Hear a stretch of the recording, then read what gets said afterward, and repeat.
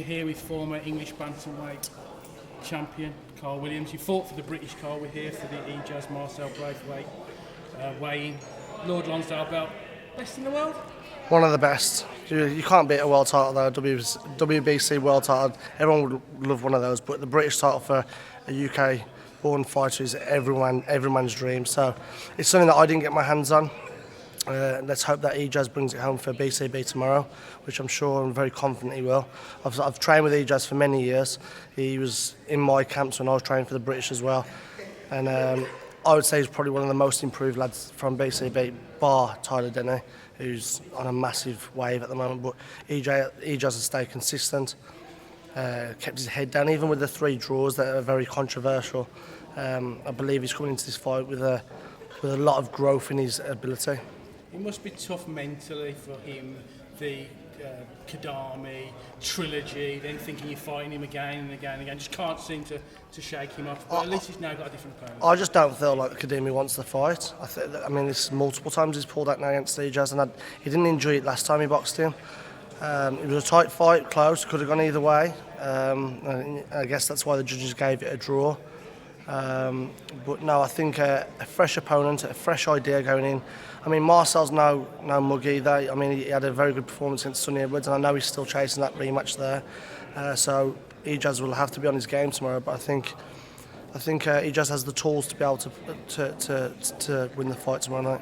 Marcel's last outing against a former BCB lad in Thomas Hassan, somebody you know all about, having beaten Thomas for that English crown. Yeah, and he performed really well. Thomas is a tough old boy, but I think he's way past his best now.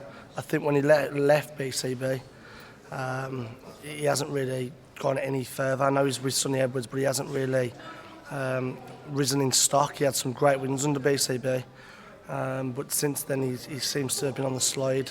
So, I mean, great respect for Thomas Hassan. I share the ring with him and I'll never speak a bad word about him, but Marcel was always going to win that fight. You know what it's like to go into the Lions' Den like he'll be doing tomorrow. You've been up to Glasgow to fight the likes of Cash Food.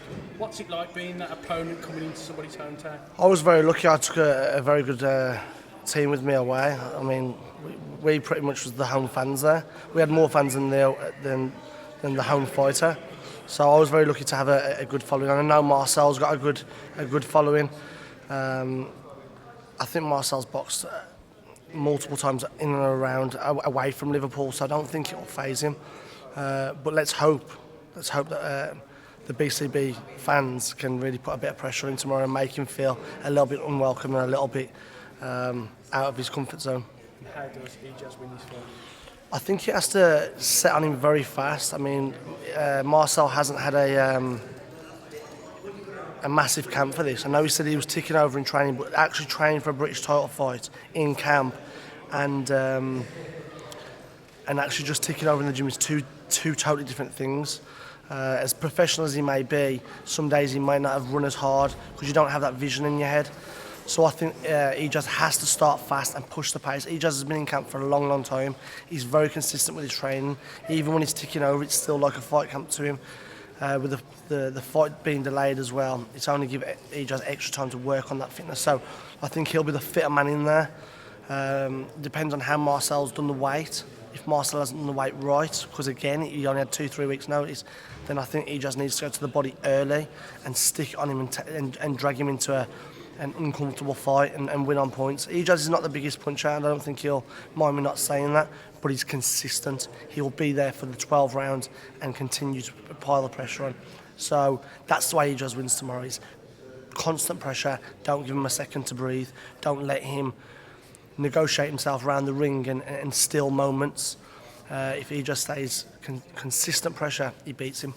And after winning the English title with Ricky Summers last week, for BCB to get a British and Commonwealth the week after, it's phenomenal, isn't it, what we're achieving at the moment? It's mad because I've gone to the other side now. I'm coaching and I was actually in Ricky's corner, and you get as much joy with the other fighters as you do when you fight yourself. There's nothing quite like it walking out in front of your own fans, but I'd say last week was a massive achievement for Ricky, and you saw how much it meant to him, and I'm sure we'll see the same for EJAZ tomorrow. BCB are doing great things.